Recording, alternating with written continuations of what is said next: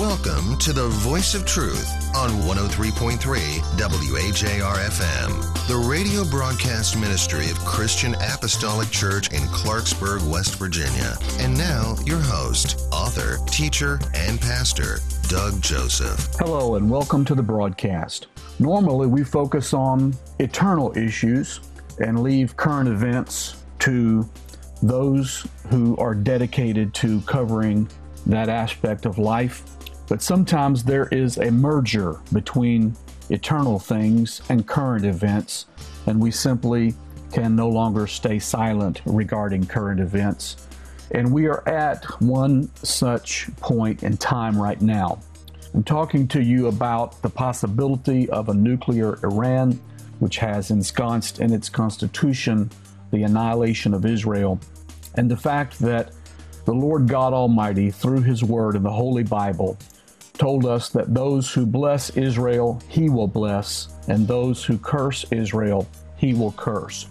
No doubt by now you're piecing together that we will touch on the fact that several in America are making a big deal about some alleged breach of protocol by Benjamin Netanyahu in coming to speak to a joint session of Congress. And I want to talk to you about Israel and debunk some of the myths regarding Israel. One of the most clever things that the enemy of your soul can do is to trick you into fighting against good while having you think you're fighting against evil. And when he succeeds in this, he can get people to side with evil against good while viewing themselves as heroes and thinking that they are fighting for the right. And this is the case regarding Israel. First, I want to talk to you about why some in America, unfortunately, it will sound partisan when I say this, it's just simply the fact of the matter, that all of those that are talking about boycotting Benjamin Netanyahu's speech to the joint session of Congress happen to all be Democrats. But one of the reasons I think why these folks think they're fighting for the right in this boycott of his speech is that they have bought into some lies and deception about Israel. With regard to that, I want to bring you an article, an op-ed piece in the LA Times that was written by Michael Oren. And the title is, Israel Isn't and Will Never Be an Apartheid State. The war against Israel has passed through three phases. The first was the attempt to annihilate Israel by conventional means.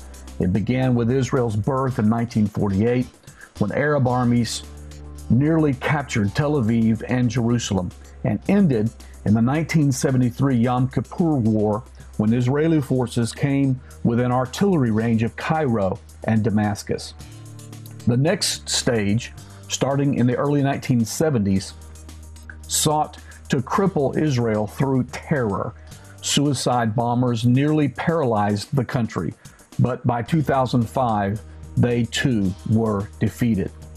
That is when Israel's enemies launched the third and potentially most devastating campaign to isolate, delegitimize, and sanction Israel into extinction.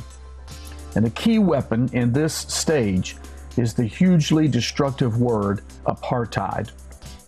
Translated from Afrikaans, apartheid means aparthood. It stemmed from the deeply held racist beliefs of South African whites who, in the half-century after World War II, imposed strict legal barriers between themselves and all black people. The segregation was total. Separate restaurants, separate toilets, drinking fountains, separate houses, hospitals, and schools. Blacks were denied the right to vote. The system resembled the American South under Jim Crow and outlived it by several decades. Thereafter, apartheid remained synonymous with undiluted racism, second only in hatefulness to Nazism. Today, the word apartheid is wielded by Israel's enemies to delegitimize the Jewish state. Adversaries point to the separation between Israeli settlers and Palestinian residents of the West Bank, separate Israeli and Palestinian roads, and separate schools, hospitals, and legal systems. Although Israelis can elect their leaders, opponents of Israel say Palestinians cannot.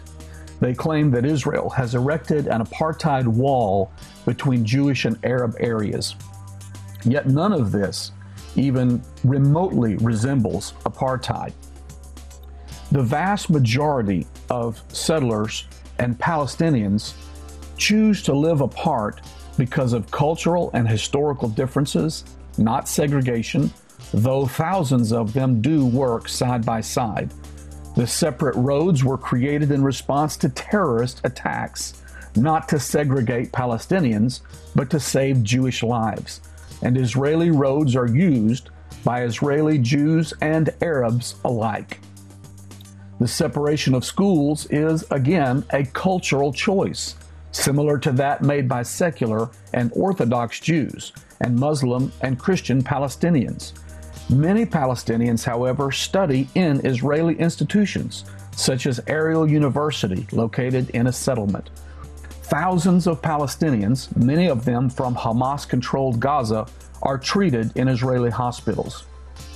Israelis can indeed vote for their leaders, and so too can the Palestinians.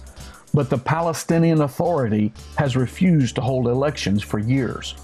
Palestinians are indeed tried under Israeli, originally British, military codes for security infractions. But other cases are referred to Palestinian courts. And even on security-related issues, Palestinians can appeal to Israel's Supreme Court. Israel has erected a security barrier. Only a small section is actually walled between it and most of what is now known as the West Bank, historically known as Judea and Samaria. But the barrier, a vital counterterrorism tool, is not permanent and has been moved several times to accommodate Palestinian interests. It is no more an apartheid wall than the fence between the United States and Mexico. The West Bank represents a complex historical, humanitarian, and security situation that 6 Israeli prime ministers from both the left and right have tried to resolve. Unfortunately, Palestinian leaders turned down Israeli offers of statehood in the year 2000 and 2008 and have now abandoned peace talks in favor of reunification with Hamas. They aspire to create a Palestinian state in the West Bank and Gaza from which all Jews have been expelled. That is truly apartheid. Outside of the West Bank, in Jerusalem and elsewhere in Israel, Jews and Arabs mix freely and increasingly live in the same neighborhoods. Arabs serve in Israel's parliament, in its army, and on its Supreme Court. And though discrimination in Israel, as in America, remains a scourge, there is no imposed segregation. Go to any Israeli mall, any restaurant or hospital, and you will see Arabs and Jews interacting. This reality has not prevented Israel's enemies from branding it with the apartheid label. They do so not to achieve a better peace arrangement with Israel, but to isolate it internationally and to eliminate it through sanctions. The author, Michael Oren, writes, "We Jews remember how each attempt to obliterate us, whether in the Inquisition or during the Holocaust, was preceded by a campaign to delegitimize us. People who practice apartheid are easily considered illegitimate. Israel is not an apartheid state and will not become one, even if the Palestinians continue to reject peace. However, unwittingly, those who associate apartheid with Israel are aiding the third and perhaps ultimate stage in the effort to destroy the nation. They are also committing a grave injustice to the millions of American and South African blacks who were the victims of true apartheid.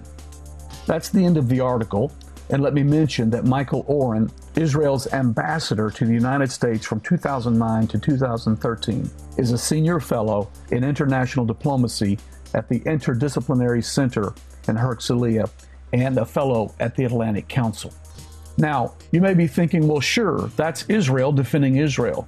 Well, let me bring you a statement from South Africa's de Klerk. Israel is not an apartheid state. He's the former president under whose watch segregation in South Africa was ended. He says it's unfair to use the term apartheid.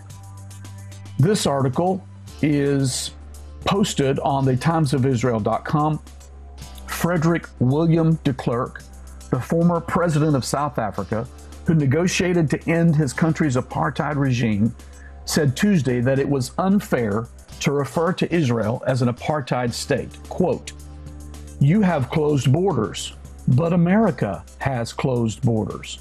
They don't allow every Mexican who wants to come in, said de Klerk, who was in Israel to receive an honorary doctorate from Haifa University. This in an interview with Channel 2. As opposed to the racial segregation in South Africa, quote, "You have Palestinians living in Israel with full political rights, and you don't have discriminatory laws against them. I mean, not letting them swim on certain beaches or anything like that. I think it's unfair to call Israel an apartheid state. If Secretary of State John Kerry did so, I think he made a mistake." In April, Kerry had said that Israel was liable to become an apartheid state if, in the absence of a two-state solution, it chose to annex all or part of the West Bank without granting full citizenship to the Palestinians. He later retracted his remarks.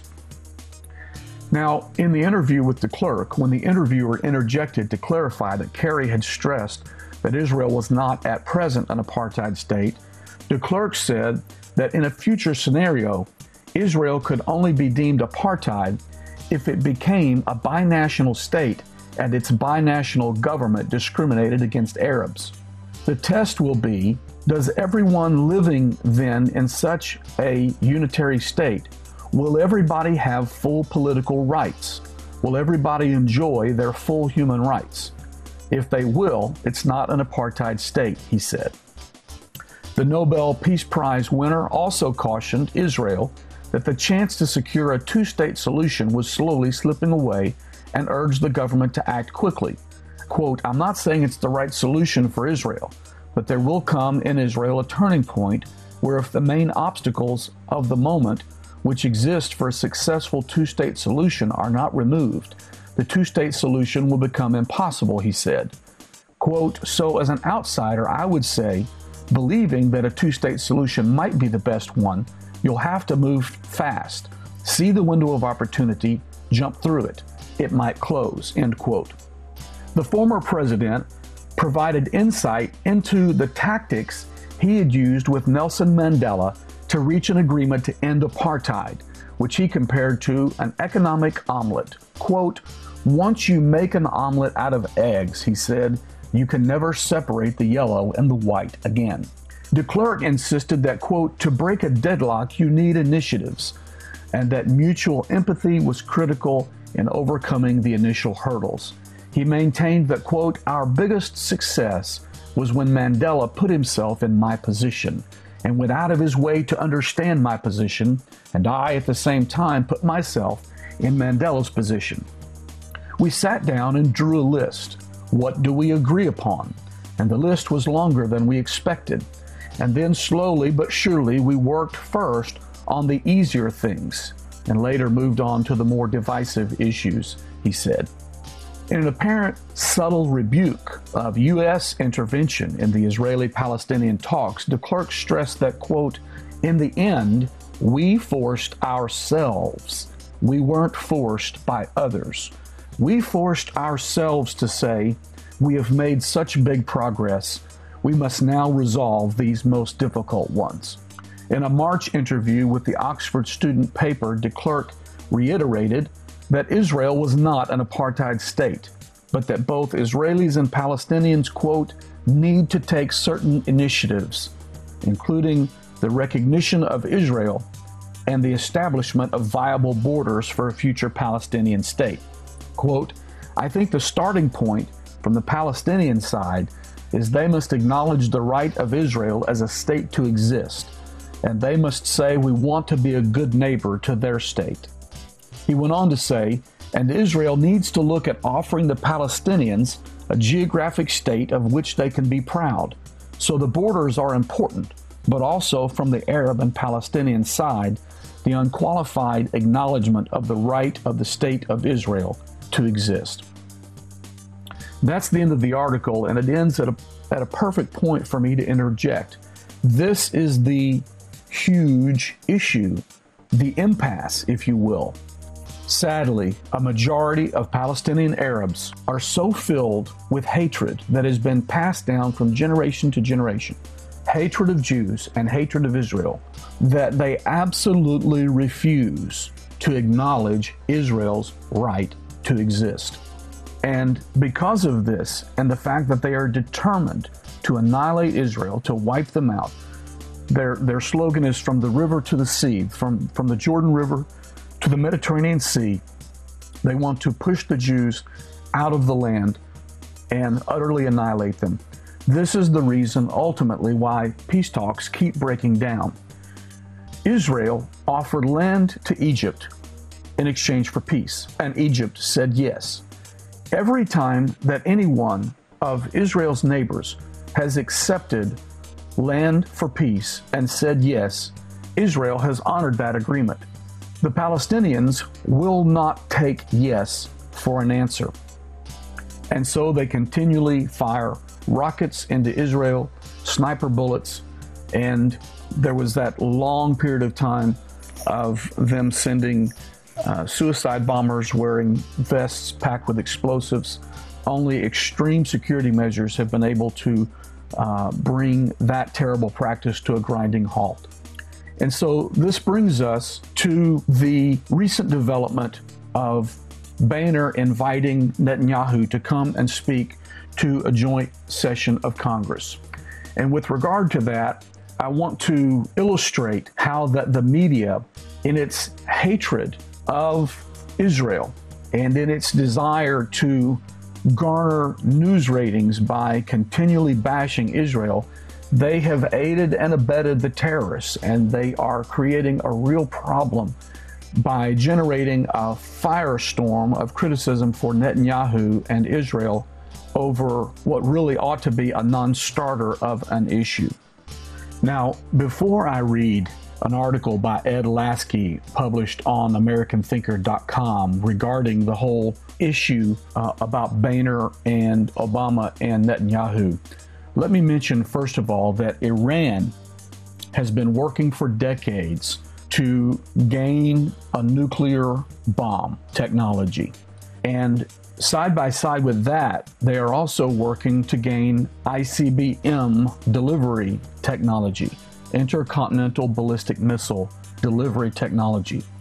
Now, Iran exports their missile weapons to Hezbollah, and from the location of the terrorist Hezbollah forces, they do not need ICBM technology to deliver nukes to Israel. Why are they seeking ICBM technology? Because they have higher aspirations than just annihilating Israel. Do you know they call Israel the little Satan? Do you know who they call the great Satan? The United States of America. And when you listen to what they say to their followers in Arabic, for instance, this is a statement recently made in Iran. Our dear Imam, a reference to Khomeini, you stated that the arrogant powers of the world must be annihilated. The countdown of America's sinister power has begun. Death to America. Recently, they staged a test attack on a mock-up that represented an American aircraft carrier. And the concept of being able to have a barge in the Atlantic that can launch a missile into the United States is clearly part of their thinking.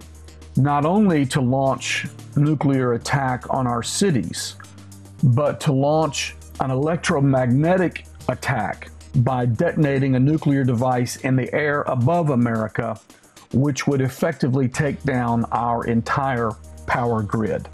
We need to understand that if we stand with Israel, we're not only benefiting our greatest ally and strongest democratic defender of freedom in the Middle East, we are acting in our own best interest by standing with Israel and preventing Iran from obtaining nuclear weapons.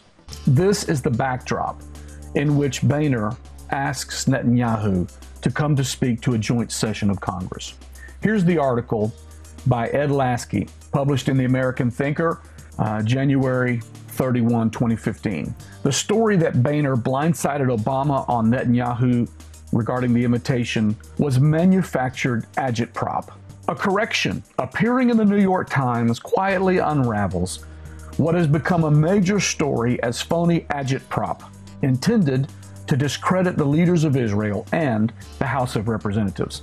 Of course, the story is still believed by many and has well served those in the White House and media who created it and disseminated it. Omri Sarin spotted the correction and explained on Twitter, New York Times tries to promote anti-Netanyahu talking point that Israel blindsided Obama. They got just one tiny detail wrong. Here's the correction, posted January 30. An earlier version of this article misstated when Prime Minister Benjamin Netanyahu of Israel accepted Speaker John A. Boehner's invitation to address Congress. He accepted after the administration had been informed of the invitation, not before. Little tiny footnote correction. In 2011, Boehner sent a notice to the White House stating his intention to invite Netanyahu to speak before a joint session of Congress. The White House never responded. Spite? Incompetence? And Boehner proceeded to extend the invitation to Netanyahu. Netanyahu accepted the invitation and spoke. The White House did not express any outrage in 2011. That was before the 2012 re-election, of course, so Obama did not want to run the risk of losing any support. But that was then, and this is now. And as Barack Obama has reminded us, he will never be on a ballot again, so he can do whatever he wants now and go full Bulworth, as he told close aides he wanted to do in his second term. Boehner clearly assumed the same series of events was occurring when the White House failed to respond this time to notice given to the White House before he sent an invite to Netanyahu.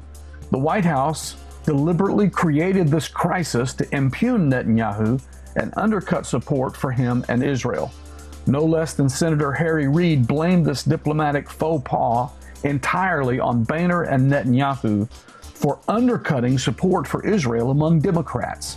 The media, or much of it, has been relentlessly attacking Israel over a lie promoted by people in the administration. By the way, this is the White House again employing what they call the theory of stray voltage.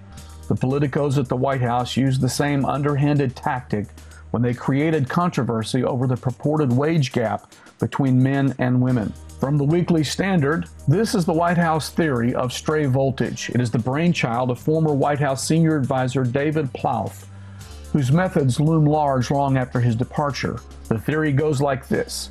Controversy sparks attention, attention provokes conversation, and conversation embeds previously unknown or marginalized ideas in the public consciousness.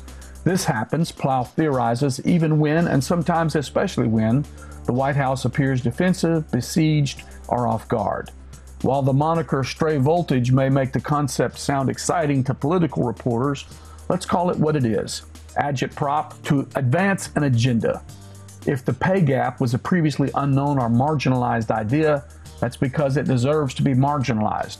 In this regard, we're sure that, quote, if you like your health insurance plan, you can keep your health insurance plan, was just another example of stray voltage. Can you blame the president? How else was he supposed to convince people a federal takeover of healthcare shouldn't remain a marginalized idea? The practice is abhorrent, asked Mitt Romney, especially when used against a beleaguered ally of America that faces promises that it will be destroyed once Iran has nuclear weapons. Barack Obama once said before a pro-Israel crowd before the election that he had Israel's back. Yes, he does. He has it all right, just where he wants it, up against a wall. I have no desire to be political, and support of Israel in America runs the gamut from liberal to conservative, left-wing, right-wing. There are pro-life, pro-gun, pro-Israel Democrats, and pro-life, pro-gun, pro-Israel Republicans. There are Democrats and Republicans that are pro-Israel even if they're not pro-life or pro-Second Amendment. This is not and ought not be a partisan issue. There has been delay after delay and extension after extension in dealing with Iran, and all the while that they smile and meet with us and shake our hand and talk to us and refuse to meet deadlines and gain extensions and smile and shake our hand and meet with us or refuse to meet with us, they gain time. And they keep the centrifuges spinning. They keep weaponizing the plutonium. They keep making progress toward gaining a nuclear bomb technology. And if we allow that day to come, it will be devastating to hundreds of thousands, if not millions, of people who will suffer a cruel fate of death at the hands of those that hate freedom, hate democracy, hate Israel, and hate America. This is not hard, folks, and it is crucial. We do not have the luxury of inaction. We do not have the luxury of not making a decision and acting decisively. Again, God will bless those who bless Israel, and those who curse Israel will be cursed. I appeal to you to contact your senators and your congresspeople and encourage them to welcome Netanyahu to attend his speech to the joint session of Congress and to act decisively in standing with our ally, Israel, and decisively in stopping Iran from gaining nuclear weapons.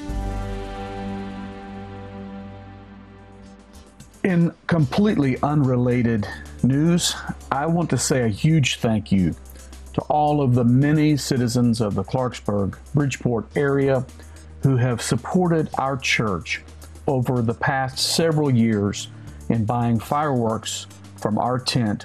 And I have some bad news for you, bad news for us as well, and that is that due to circumstances beyond our control, and we've just been notified that fireworks tents of any kind or of any brand will no longer be allowed in the shopping mall area where we and several other fireworks tents have set up every 4th of July. And so it would appear that unless there is some intervention or change between now and then, this past 4th of July season was your last opportunity to support our church in our efforts to raise funds to try to get built in a better location. As you may know, we have maxed out the size at which our congregation can grow in our current location. We have purchased property in the Lost Creek area, and we are endeavoring to save money to build there. It's looking possible, if the Lord blesses and several important pieces fall in place, it's looking possible that we may be able to break ground as soon as this coming spring. And we encourage you to continue to pray for us. And if you would be so minded as to send a donation to help us in our efforts to save money toward breaking ground, that would be wonderful. And you can contact us through the information on our website, which will be announced in just a few moments. God bless you in Jesus' name. Thank you for listening. You can reach us online at cac.us.com. Catch the Voice of Truth broadcast each Sunday morning at 11:30 right here on Talk Radio 103.3 WHAR-FM.